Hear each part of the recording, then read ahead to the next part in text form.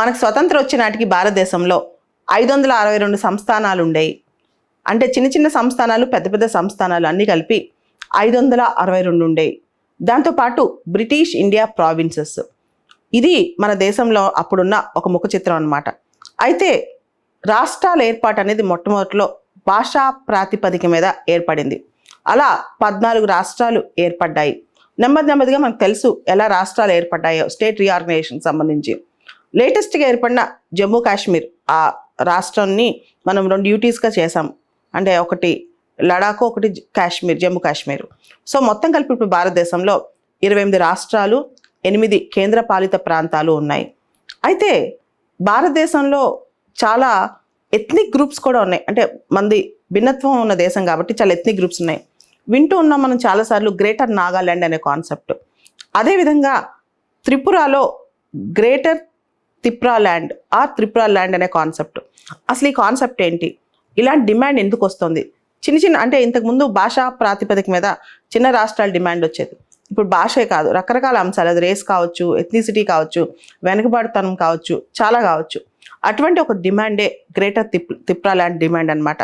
ఇంతకుముందు ఈ డిమాండ్ ఉండేది, మళ్ళీ గత 2 సంవత్సరాలుగా అంటే 2021-22 నుంచి మళ్ళీ బాగా వినిపిస్తోంది ఇది. అంటే లాస్ట్ 2-3 ఇయర్స్ నుంచి. దీనికి కారణం త్రిపురలో ఒక 2019-20 ఆ టైంలో ఒక కొత్త పొలిటికల్ పార్టీ ఏర్పడింది. అదే తిప్రా మోతా. అప్పట్లో త్రిపురాని ఒక రాజులు పరిపాలించేవాళ్ళు, మాణిక్య డైనస్టీ అని చెప్పి.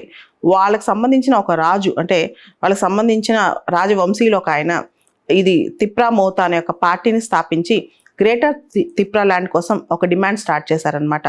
Tripura indigenous progressive democratic alliance Motha Tipra అని చెప్పి, తిప్రా మోతా అని చెప్పి చేశారనమాట. అయితే అసలు ఏంటి డిమాండ్? ఈ మాణిక్య డైనస్టీ కింగ్స్, అంటే అప్పట్లో మీ అందరికి తెలుసు ఇండియాని రకరకాల సంస్థానాలు, రాజులు పరిపాలించేవాళ్ళు.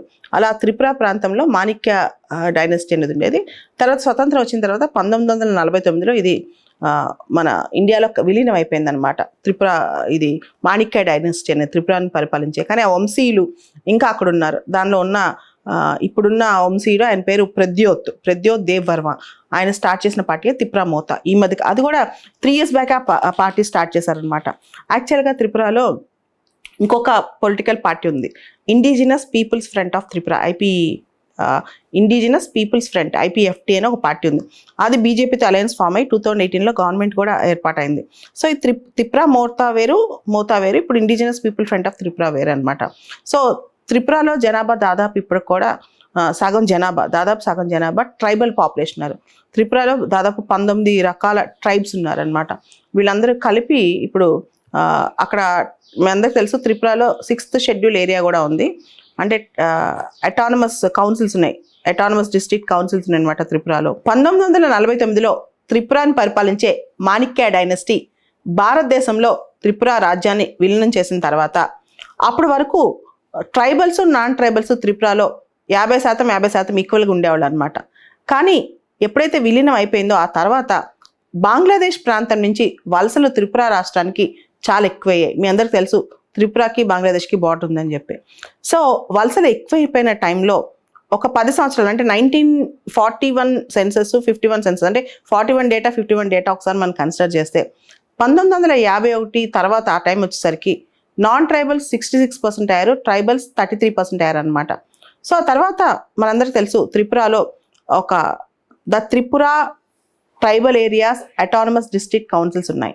అంటే 6th షెడ్యూల్లో అటానమస్ డిస్ట్రిక్ట్ కౌన్సిల్స్ అక్కడ ఏర్పడ్డాయి అనమాట.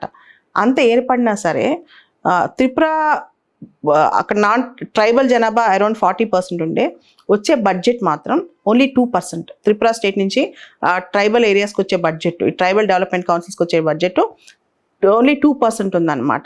సో డిస్ట్రిక్ట్ ట్రైబల్ అటానమస్ కౌన్సిల్స్కి వచ్చే బడ్జెట్. సో పరిపాలనలోను, డెవలప్మెంట్లోను, తర్వాత మనం గమనిస్తే అక్కడున్న రిసోర్సెస్లోను, ఎంప్లాయ్మెంట్లోను ట్రైబ్స్కి చాలా కొరత ఏర్పడింది. వాళ్ళ వల్ల కావట్లేదు అక్కడ.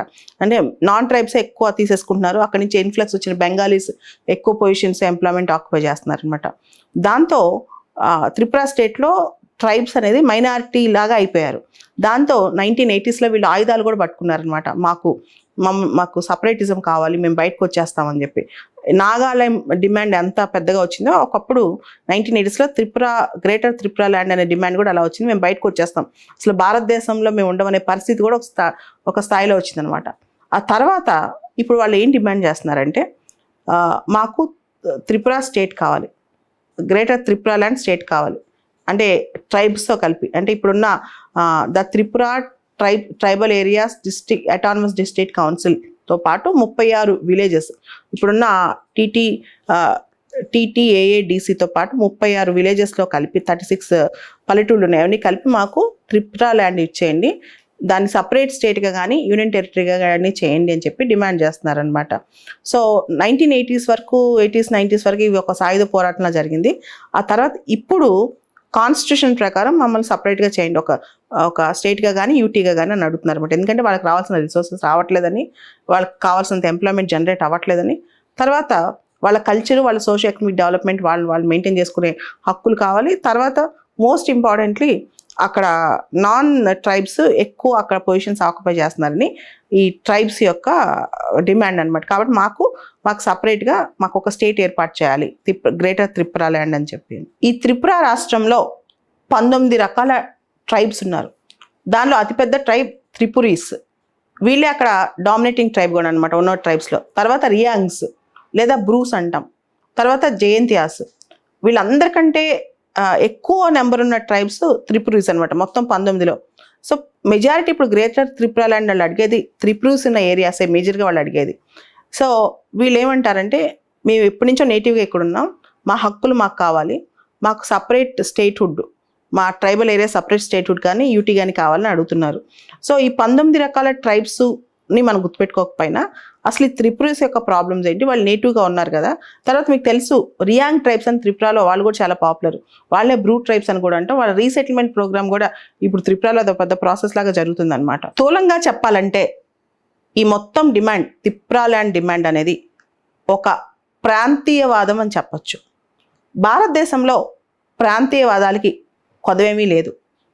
ఇన్ఫ్యాక్ట్ మన దేశంలో చాలా చోట్ల రకరకాల బేసిస్తో ప్రాంతీయవాదం బలపడుతూనే ఉంది. ఉదాహరణకి కర్ణాటకలో తులునాడు అనే సపరేట్ రాష్ట్రం కావాలని డిమాండ్ ఎప్పటి నుంచో ఉంది. ఈవెన్ ఆంధ్రప్రదేశ్లో కూడా గ్రేటర్ రాయలసీమ అనే కాన్సెప్ట్ అప్పుడప్పుడు అంటూ ఉంటారు. మనం మహారాష్ట్రలో చూస్తే విదర్భ ప్రాంతం, మరాఠ్వాడా ప్రాంతం సపరేటిజం కావాలని ప్రత్యేక రాష్ట్రాలు అవ్వాలని కోరుకుంటూనే ఉంటారు. దాంతోపాటు మనం గుజరాత్లో సౌరాష్ట్ర, వెస్ట్ బెంగాల్లో గూర్ఖాల్యాండ్, అస్సాంలో బోడోల్యాండ్ ఇలాంటివి ఉంటూనే ఉంటాయి. అయితే ఇన్ని డిమాండ్స్ వస్తున్నాయి కదా, ఏ డిమాండ్కి సరైన ప్రాతిపదిక ఇవ్వాలి, ఏ డిమాండ్కి ఇవ్వకూడదు, ఏ డిమాండ్ న్యాయమైంది అనేది పక్కన పెడితే కొన్నిసార్లు అన్ఈవెన్ డిమాండ్స్, అన్డ్యూ డిమాండ్స్ వస్తుంటాయి. ఉదాహరణకి ఖలిస్తాన్, పంజాబ్లో ఖలిస్తాన్ మూమెంట్, మేము దేశం నుంచి విడిపోతాం, మాకు సపరేట్ దేశం కావాలి అని. అలానే నాగాలిం, మేము సార్వభౌమాధికారాన్ని షేర్ చేసుకుంటాం, మాకు నాగాలిం కావాలి. నాగాలిం భారతదేశంలో కొన్ని ప్రాంతాలే కాదు, వాళ్ళు మయన్మార్లో కూడా కొన్ని ప్రాంతాలు అడుగుతున్నారు అనమాట. సో ఇవన్నీ కూడా డిమాండ్స్, కొన్ని అన్డ్యూ డిమాండ్స్, కొన్ని నిజంగా జెన్యూన్ డిమాండ్స్. అయితే ఈ డిమాండ్స్ దేని మీద వస్తున్నాయి జనరల్గా మీరు గమనిస్తే, 1 cultural differences, 2 language differences, 3 relative deprivation అంటే వెనకబాటుతనం, 4 మోర్ ఇంపార్టెంట్లీ అడ్మినిస్ట్రేటివ్ ఎఫిషియన్సీ, ఇంకా పరిపాలనలో కొంత ఎఫిషియన్సీ పెంచడం చిన్న చిన్న రాష్ట్రాలు అయితే, ఇలా రకరకాలుగా డిమాండ్లు వస్తున్నాయి. అయితే చిన్న రాష్ట్రాలుగా విభజించవచ్చా, కొత్త రాష్ట్రం చేయొచ్చా, లేదా రాష్ట్రాల ఏరియాని తగ్గించవచ్చా పెంచవచ్చా అనేది ఇది పార్లమెంట్ చేతిలో ఉంటుంది. ఆర్టికల్ 3 ప్రకారం ఆ ఫ్లెక్సిబిలిటీ మన పార్లమెంట్కి ఉంది. కానీ ఎన్ని రాష్ట్రాలుగా భారతదేశాన్ని విభజించవచ్చు, ఎన్ని రాష్ట్రాలుగా మన దేశాన్ని పరిపాలించవచ్చు అనే దాని మీద ఆ డిమాండ్ అనేది ప్రజాస్వామ్యబద్ధంగా, రాజ్యాంగబద్ధంగా ఉండాలి అన్నమాట. ఉదాహరణకి మనం చూస్తే తెలంగాణ డిమాండ్, తెలంగాణ అనేది ఒక రిలేటివ్ డిప్రైవేషన్, ఆంధ్రతో కలిసి ఉన్నంతకాలం తెలంగాణ డిప్రైవ్ అయిందని ఒక వాదన. సో దాంతో ఆ డిమాండ్ని పార్లమెంట్ అంగీకరించింది. మనకి ఆంధ్రప్రదేశ్ రీఆర్గనైజేషన్ యాక్ట్ 2014లో. ఆ తర్వాత సపరేట్ తెలంగాణ ఏర్పాటైంది. తర్వాత మనం చూస్తున్నాం గత 8 సంవత్సరాల నుంచి తెలంగాణ ఏ విధంగా ముందుకెళ్తుంది అనేది. సో ఇవన్నీ కూడా మనం గమనిస్తే చిన్న రాష్ట్రాలు ఏర్పాటు చేయటం అనేది సమస్యకు పరిష్కారం అయితే ఖచ్చితంగా అది ఒక పరిష్కారమే. కానీ ప్రాంతీయవాదం అనేది సబ్ నేషనలిజం అనేది ఎక్కువగా గ్రో అవ్వకుండా చూసుకునే బాధ్యత కూడా కేంద్రానికి ఉంది. భారతదేశం అనేది భిన్నత్వంలో ఏకత్వం, ఏకత్వంలో భిన్నత్వం. మొత్తానికి countries interest is a priority, national interest.